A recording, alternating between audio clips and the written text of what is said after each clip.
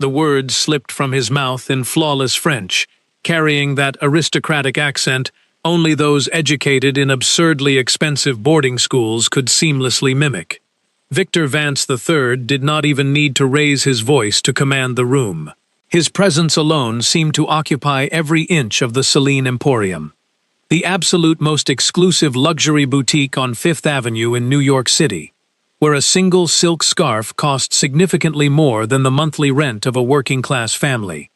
The air itself seemed to part for him, as if the oxygen acknowledged his vast generational wealth. The cruel words floated through the heavily perfumed air of the shop, mingling toxically with the rich scent of fine Italian leather and imported cedarwood. His companions, three imposing men wearing custom-tailored suits and heavy watches that gleamed like small fortunes, chuckled with practiced discretion. It was that highly controlled laughter of men who knew they stood safely on the winning side of global inequality. A degrading laugh that Penelope Preston had endured hundreds of times before, yet it never stung any less in her chest. Penelope felt the atmosphere grow incredibly heavy, as if simply breathing had suddenly become a luxury she could no longer afford. She had only stepped into the grand boutique to check her work schedule for the following week, dressed in faded denim jeans and a simple cotton blouse. Her dark hair was tied back casually after spending the entire afternoon at the Mount Sinai Hospital, sitting faithfully beside her ailing grandmother. Penelope had not expected to cross paths with him, or anyone else for that matter, on her precious day off. She merely wanted to slip in unnoticed, grab the printed roster, and retreat to the subway station, heading back to her gritty reality in the South Bronx, far away from the synthetic glamour of the store where she labored but would never truly belong. The boutique's lighting was meticulously calculated to make the fabrics shimmer like precious jewels, with endless mirrors creating the grand illusion of a much larger space. It was a perfect visual metaphor for the elite clientele who frequented the establishment. Everything was about pristine appearances, polished reflections, and elegant deceptions, but Victor's degrading words reached her ears like a quiet, stinging physical blow. He loudly told his wealthy friends to ignore the poorly dressed woman, stating she clearly did not belong in such an elevated environment. The other sales associates, Penelope's own daily colleagues, quickly averted their eyes in cowardly silence. Some pretended to be deeply engrossed in folding cashmere sweaters that were already perfectly aligned, while others vigorously inspected price tags they had memorized many months ago. Madame Celine, the 50-year-old French manager with a perpetual scowl, pursed her lips tightly. Nobody dared to say a single word. Nobody stepped forward to defend the young woman. In the extravagant, ruthless world of the Celine Emporium, prominent clients like Victor Vance III were never contradicted. They were simply obeyed without question. Penelope tightened her grip on the frayed strap of her worn canvas tote bag, a beloved bag that had once belonged to her late mother, featuring tearing corners and a cheap zipper that constantly jammed. She took a remarkably deep breath, and suddenly, something buried deep within her soul, something that had remained entirely dormant through 3 agonizing years of silent humiliations, forced smiles, and absolute obedience, violently awakened. It was not a rational, calculated business decision. It was a visceral, overpowering human urge. It was the distinct, echoing memory of her grandmother's voice, reminding her that human dignity could never be bartered or sold. It was the heavy weight of countless lonely nights, studying under a flickering desk lamp, mastering complex French verb conjugations, while her university peers went out drinking in downtown Manhattan. The suffocating, toxic weight of 3 years of total invisibility had finally become far too unbearable to carry. She marched straight toward the center of the showroom floor, where Victor Vance stood, acting like a modern-day emperor in his pristine designer suit. His dark hair was slicked back with a styling gel that likely cost more than Penelope's entire monthly grocery budget, and his cold eyes scanned the room as if evaluating properties to aggressively purchase. He did not even notice her bravely approaching him. He was far too preoccupied with selecting a silk tie priced at $3,000, loudly chuckling at his own derogatory remark about how women of a certain lower economic class constantly needed harsh reminders of their proper place in society. His handmade Italian leather shoes shone brilliantly under the bright halogen lights. Everything about his demeanor screamed of unearned generational wealth, effortless privilege, and unquestioned authority. And then Penelope spoke directly to him in French, utilizing a Parisian accent so impeccably refined that even Madame Céline snapped her head up in sheer disbelief, her eyes wide, as if witnessing an apparition. Penelope firmly told him that he was severely mistaken, that she worked there, and unlike him, she did not need to humiliate innocent others to feel important. Her beautiful voice rang out clear, resolute, and completely devoid of any tremble. Every single syllable was articulated with the surgical precision of someone who had spent grueling years mastering not just the vocabulary, but the deep cultural nuances woven into the language. The silence that instantly followed her bold declaration was absolute and incredibly heavy. It was not just an ordinary pause in casual conversation, but the specific, terrifying kind of silence that descends when the impossible occurs, when the unspoken rules of society shatter in plain view of everyone. It genuinely felt as though time itself had completely frozen in place, waiting breathlessly to see what catastrophic event would happen next. Victor turned around agonizingly slowly, his handsome face shifting from mild surprise to utter bewilderment, and finally settling into what looked like barely contained explosive fury. His wealthy companions abruptly stopped their arrogant laughing. One German businessman actually dropped his crystal champagne flute in pure shock. The delicate glass shattered against the imported marble floor with an incredibly sharp crack that echoed like a loud gunshot. Madame Céline dropped the heavy inventory clipboard she had been nervously holding. The remaining sales associates stood completely frozen, like ancient marble statues caught in the middle of a Greek tragedy. Penelope held Victor's piercing, furious gaze, without blinking once, without lowering her chin in submission, and without silently begging for forgiveness for her mere existence. For the very first time in 3 long years, she flatly refused to apologize, refused to shrink her presence, and simply waited, her brave heart pounding so fiercely against her ribs she swore the entire room could hear the rhythm. She could physically feel the hot blood rushing through her ears and a deep flush of heat rising up her neck. Yet her facial expression remained a beautiful mask of pure serenity. Victor opened his mouth to deliver a crushing retort, but absolutely no sound emerged, because for the very first time in his exceptionally privileged life, he simply did not know what to say. He had just been publicly challenged, in utterly flawless French, by someone he considered completely invisible and entirely beneath him. In that fleeting, monumental second, his carefully constructed fortress of arrogance suffered a massive, undeniable tremor.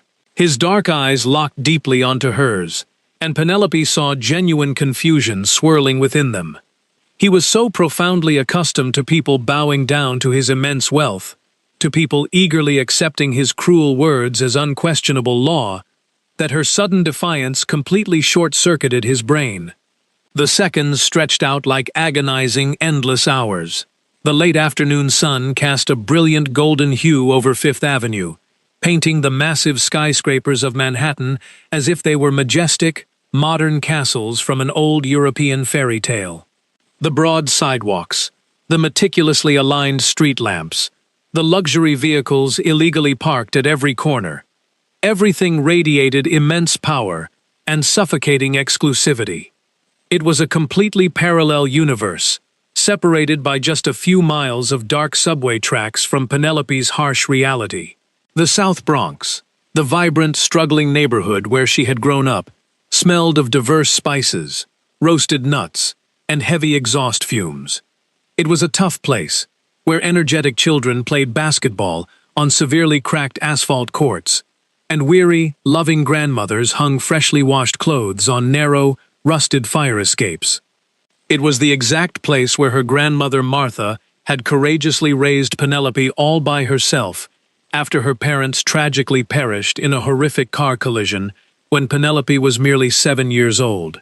Martha had powerfully taught her that human dignity possessed no price tag whatsoever, and that sometimes personal honor was the only true wealth a desperately poor person could claim. The Bronx was incredibly loud, wonderfully chaotic, and vividly alive.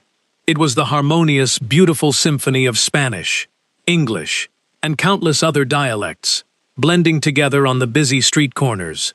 A massive chorus of voices Penelope had absorbed since she was a little girl. Penelope finally turned her back on the stunned billionaire and walked purposefully out of the luxury boutique, her legs trembling slightly beneath her, but her head held incredibly high.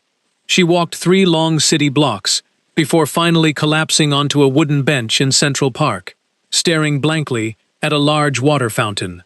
Her palms were sweating profusely, and her brilliant mind raced with sudden panic. What in the world had she just done? All around her, New York City continued its relentless, rapid rhythm. A young couple shared a tender kiss on a nearby patch of green grass, blissfully unaware of the intense dramatic confrontation that had just unfolded mere blocks away. She had answered him perfectly in French, humiliating a notoriously ruthless billionaire in front of his elite peers. She closed her eyes tightly, desperately trying to organize the terrifying avalanche of thoughts. For 3 long years, she had swallowed every vicious comment, every condescending glare, and every degrading command, all because her grandmother desperately needed incredibly expensive heart medications to survive. She checked the cracked screen of her mobile phone. It was exactly 5:40 in the evening. She desperately needed to rush back to the hospital before 6 o'clock.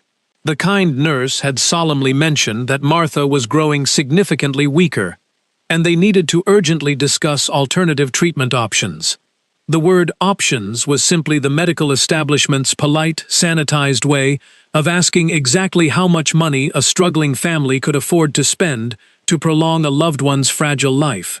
Penelope stood up, adjusted the frayed strap of her mother's tote bag, and marched toward the subway station, preparing to descend back into the grimy, unforgiving underground of the city. The massive subway car was tightly packed with exhausted bodies returning home from grueling, underpaid shifts. A tired construction worker in paint-splattered overalls slept heavily against the smudged glass window. Penelope secured a tiny spot near the sliding doors and gripped the cold metal pole, feeling the incredibly familiar swaying of the heavy train as it rattled aggressively through the dark tunnels of Manhattan.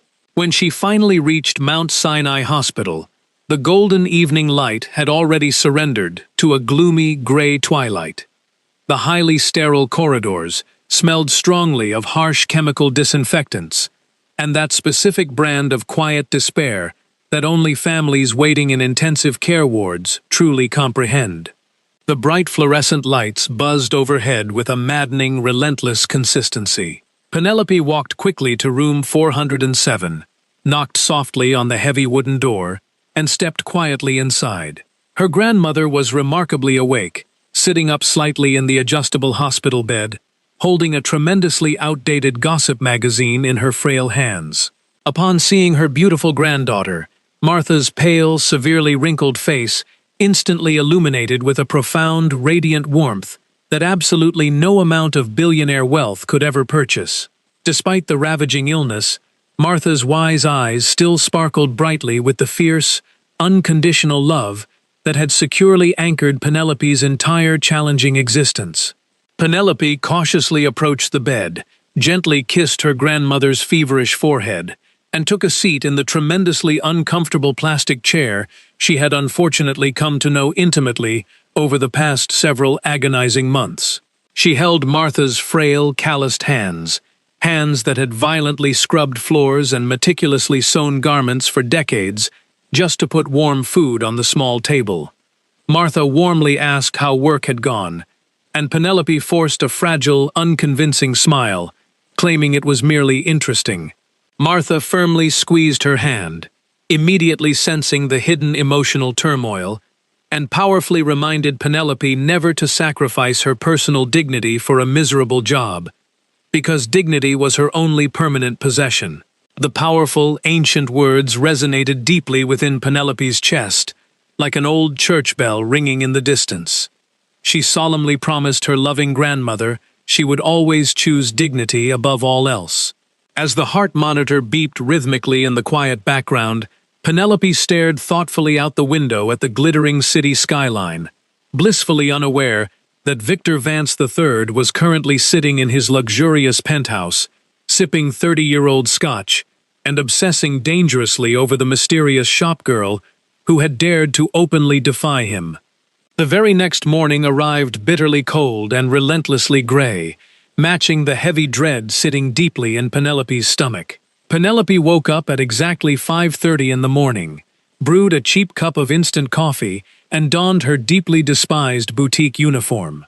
She walked quickly to the subway station while the streets were still wonderfully empty, the brisk morning air smelling of freshly baked bagels from the beloved corner deli.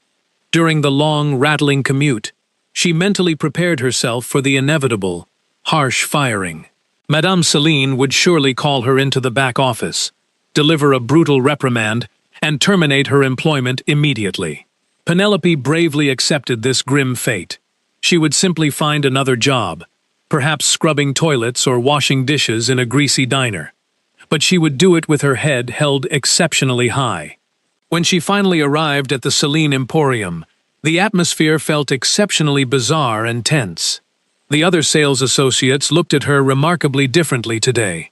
The usual wealthy, careless disdain was completely replaced by a dangerous mixture of awe and genuine fear. Sarah, a 24-year-old co-worker who had routinely ignored Penelope for 2 entire years, suddenly approached her in the employee locker room, whispering excitedly about the terrifying confrontation. Sarah explained the terrifying extent of Victor's immense power, noting that his family essentially owned half the commercial real estate in the city, and that he was incredibly famous for utterly destroying anyone who crossed his path. Just then, a sharp, commanding voice demanded Penelope's immediate presence in the manager's private office. Penelope knocked bravely and entered the elegant wood-paneled office. Madame Céline sat rigidly behind a massive mahogany desk, wearing a classic tweed suit and authentic pearls, her severe expression colder than a brutal winter blizzard. The French manager coldly recounted Penelope's flawless record of total invisibility over the past 3 years, starkly contrasting it with her sudden, unforgivable outburst the previous afternoon. Penelope flatly refused to lower her bold gaze, firmly stating that she would rather be unemployed than be treated as a subhuman creature by arrogant billionaires. The incredibly tense silence that instantly followed felt thick enough to be sliced with a sharp kitchen knife. Madame Céline let out an incredibly long, frustrated sigh, setting her expensive porcelain espresso cup down on the desk with a sharp clink. She shockingly revealed that she had indeed prepared Penelope's termination papers, but she surprisingly could not use them. Early that very morning, Victor Vance had personally called the boutique and explicitly demanded that Penelope serve as the exclusive hostess for his private, highly exclusive VIP event scheduled for the following week. Céline grimly warned Penelope that this was undoubtedly an incredibly cruel trap, a highly calculated vengeance, orchestrated by a ruthless man who never forgave an insult. Penelope instantly realized she was walking directly into a dangerous lion's den. The agonizing, slow days leading up to the VIP event felt stretched and tightly wound, exactly like the suffocating, heavy air right before a massive thunderstorm violently strikes. Penelope continued her daily tasks with her usual quiet efficiency, but the invisible shield she once wore had been completely shattered into tiny pieces. She was now the legendary, fearless girl who had openly humiliated Victor Vance III. Some colleagues cast her quiet glances of secret admiration, while others desperately avoided her like she carried a deadly, highly contagious plague. Every night, Penelope lay awake on her lumpy sofa in the South Bronx, wondering exactly how the ruthless billionaire planned to publicly execute her dignity. The highly anticipated evening of the exclusive gathering finally arrived, bringing with it a biting autumn wind that swept fiercely through the wide avenues of Manhattan. The Celine Emporium had been magically transformed overnight by elite decorators into a breathtaking scene straight out of a royal European palace. Hundreds of flickering candles in sterling silver candelabras cast a warm, dancing glow against the incredibly expensive designer garments. Long tables draped in pure Italian silk held towering displays of imported caviar and authentic crystal flutes waiting to be filled with vintage champagne. The entire room smelled heavily of exotic white roses and unimaginable, deeply entrenched generational wealth. Right at 7 o'clock in the evening, the incredibly powerful guests began flooding through the heavy glass doors. There were ruthless Wall Street executives, influential international diplomats, and wealthy socialites, dripping in massive diamonds that could easily fund a small, developing nation. Penelope glided gracefully between the elegant tables, wearing a slightly more formal version of her black uniform, her face a perfect mask of absolute professionalism. She poured expensive champagne with steady hands, carefully ignoring the hushed, arrogant whispers of the elite crowd. Exactly at 8 o'clock, Victor Vance III made his grand, theatrical entrance, arriving deliberately late to ensure all eyes were locked entirely upon him. He wore a gorgeous charcoal bespoke suit, crafted by a master tailor in London, his dark hair flawlessly styled. Flanking him were 5 deeply intimidating international businessmen from various corners of the globe. Victor's predatory, cold gaze immediately locked onto Penelope across the crowded room. He strolled toward her with the incredibly slow, measured steps of a highly confident hunter approaching a cornered rabbit. His smile was razor-sharp and utterly devoid of any genuine human warmth. He greeted her with a smooth voice like velvet wrapped around a steel blade, and immediately turned to his powerful associates, beginning his meticulously planned psychological torture in fluent, rapid-fire German. In perfect German, Victor loudly mocked her to his wealthy friends, hoping she was slightly more competent than she looked, while expressing deep, arrogant doubt that she could comprehend a single syllable they were speaking. The wealthy men instantly erupted into cruel, mocking laughter. Penelope understood every single word perfectly, yet she did not flinch or react. She simply offered them the heavy silver tray of champagne with a calm, highly pleasant smile. Frustrated by her unbreakable stoicism, Victor swiftly switched to flawless Italian, loudly declaring to the group that it would be highly entertaining to watch this poor, uneducated girl pretend to be something greater than a mere servant. The agonizing hour dragged on as Victor ruthlessly deployed his massive linguistic arsenal. He viciously insulted her physical appearance in Italian, deeply questioned her basic intelligence in German, and aggressively mocked her poverty in Mandarin Chinese, desperately trying to crack her serene facade. He desperately wanted tears, fiery anger, or any tiny sign of weakness to justify utterly destroying her in front of New York's most powerful elite circle. But Penelope remained an unmovable, towering fortress. She served the sparkling wine without spilling a single drop, moving with a profound grace that infuriated the arrogant billionaire even more. And then, at exactly 9 o'clock, the entire dynamic of the room dramatically shifted. The heavy glass doors opened to reveal a highly distinguished Japanese gentleman in his 60s, exuding an aura of quiet, formidable authority. It was Mr. Takahashi Haruto, the legendary chief executive officer of a massive global technology conglomerate based entirely in Tokyo. Madame Celine practically sprinted across the room to greet him, utilizing her most polished British English, and then her native French. But the powerful executive simply smiled politely, clearly not understanding a single word she was frantically saying. Absolute panic instantly washed over the manager's pale face. The entire boutique fell into an awkward, horrifying silence as New York's elite watched the complete communication breakdown unfold. Victor watched from the dark shadows with a deeply satisfied smirk, having deliberately invited Takahashi, without an interpreter, to orchestrate this exact moment of chaotic failure. Penelope saw the Japanese executive's genuine discomfort and made a monumental, life-altering decision. She gently placed her heavy silver tray onto a nearby glass table, smoothed down her black uniform skirt, and walked incredibly confidently across the marble floor.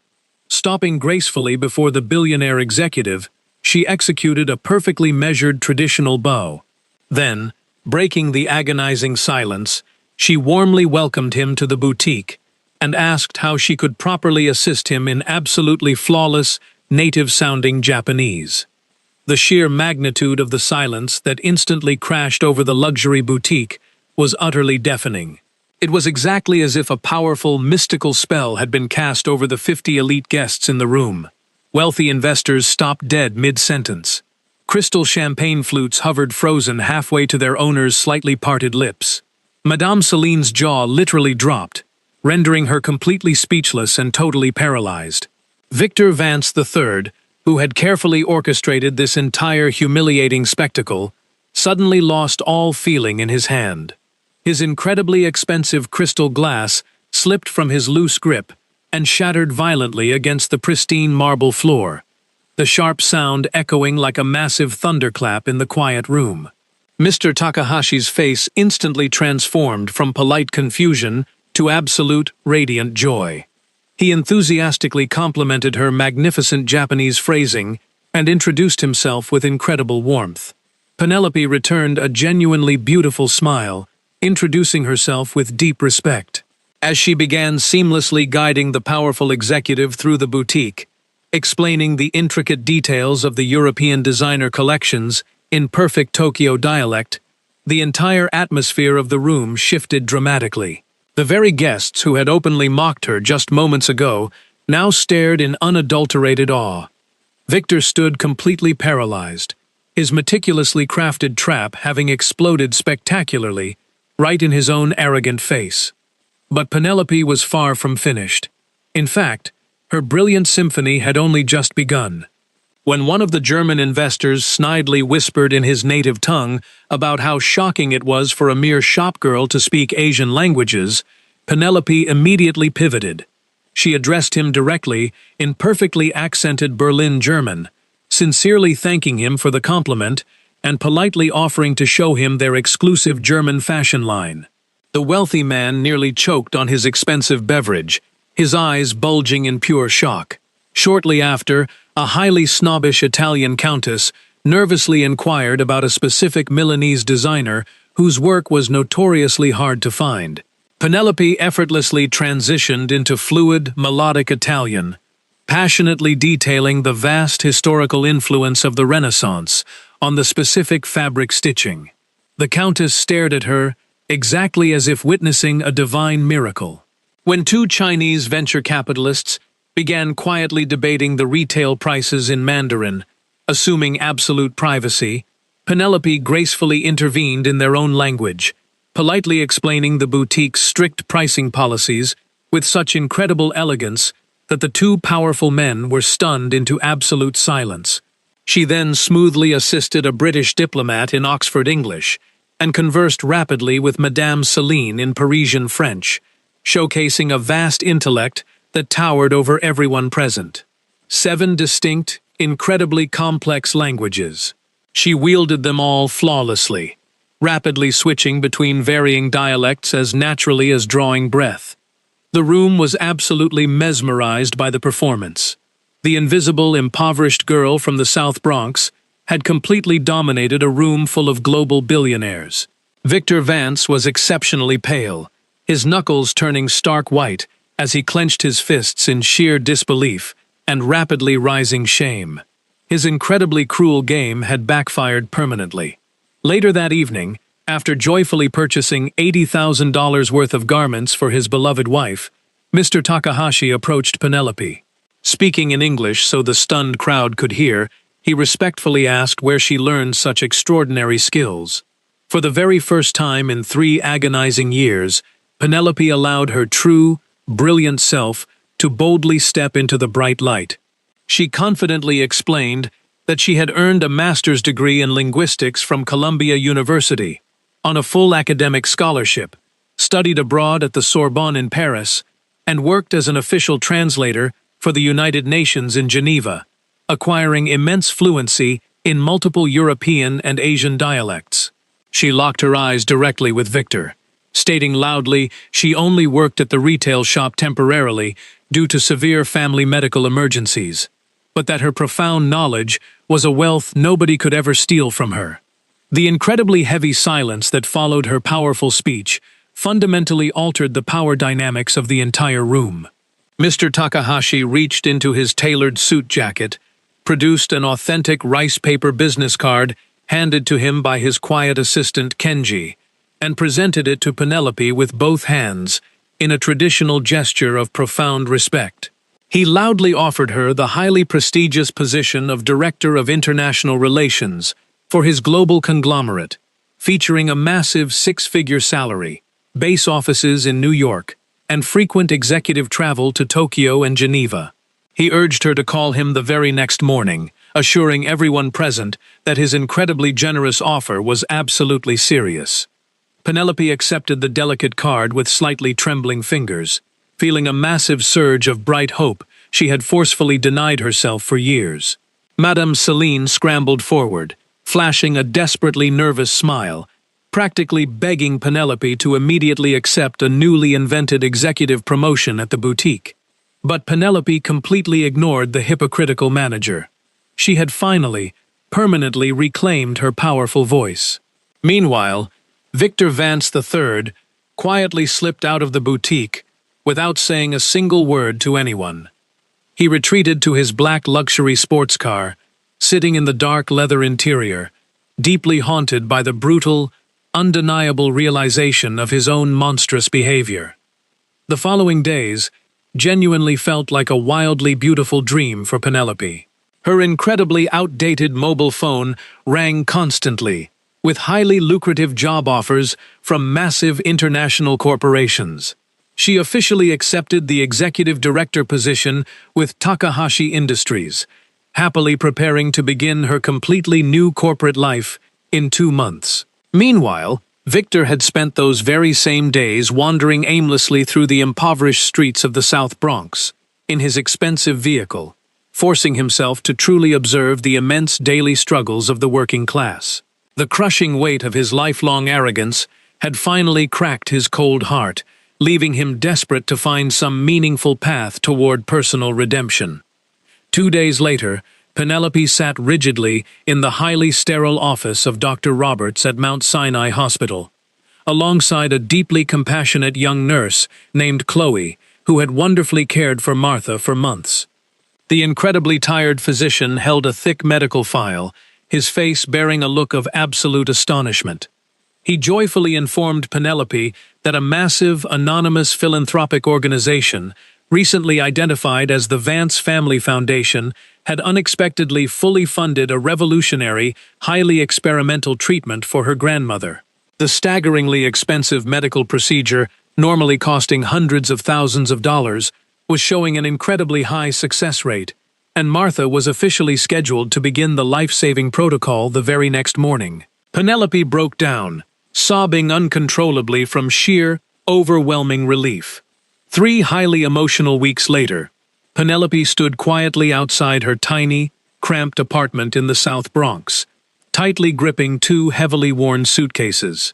Her beloved grandmother was safely resting at a highly specialized rehabilitation facility, responding miraculously well to the expensive treatments.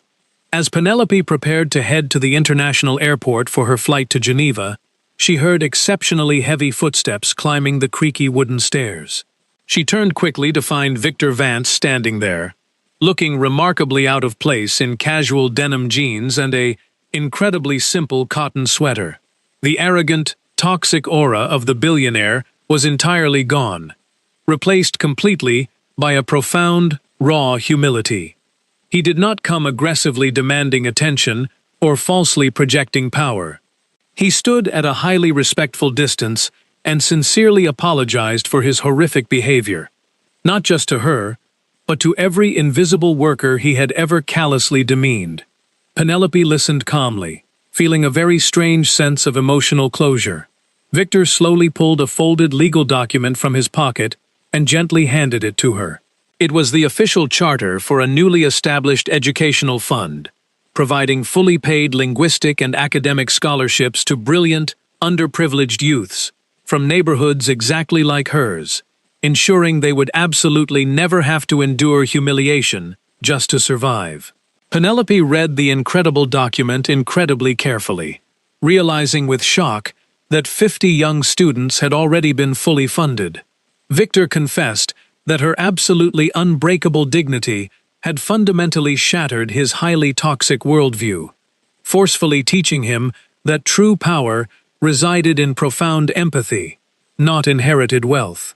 Penelope looked deeply at the repentant billionaire, her beautiful voice softening just a fraction. She told him that while she could not instantly forgive years of his systemic cruelty, she deeply respected that he was finally utilizing his immense wealth to create genuine, positive change in the world. She thanked him softly, picking up her heavy bags with a small, peaceful smile. At the incredibly bustling John F. Kennedy International Airport, Penelope hugged her beloved grandmother tightly near the crowded security checkpoint.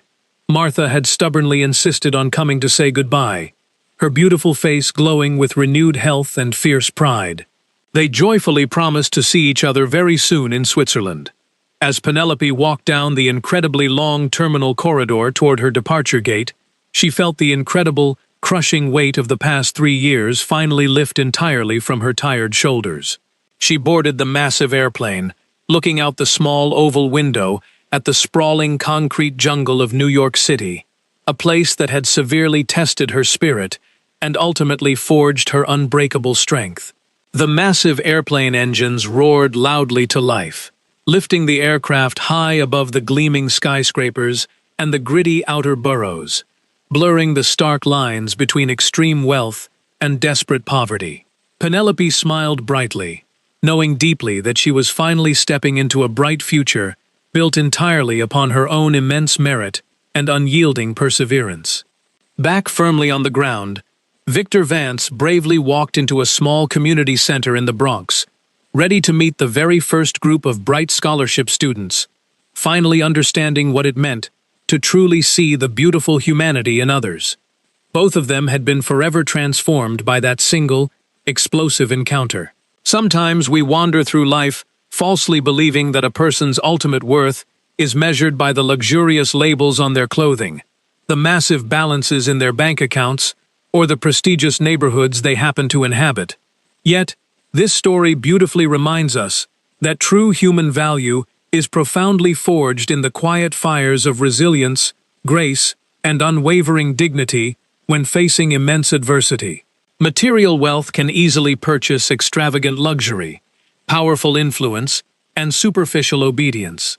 But it can absolutely never buy the profound respect earned through a noble character and a genuinely compassionate heart. We are surrounded daily by incredibly talented, silently struggling individuals, carrying magnificent, untold stories beneath their modest work uniforms. The quiet shop assistant or the tired janitor might possess a brilliant mind and a heart of pure gold. Treating every single person with deep, genuine respect is not merely a fleeting act of kindness. It is a fundamental recognition of our shared, fragile humanity.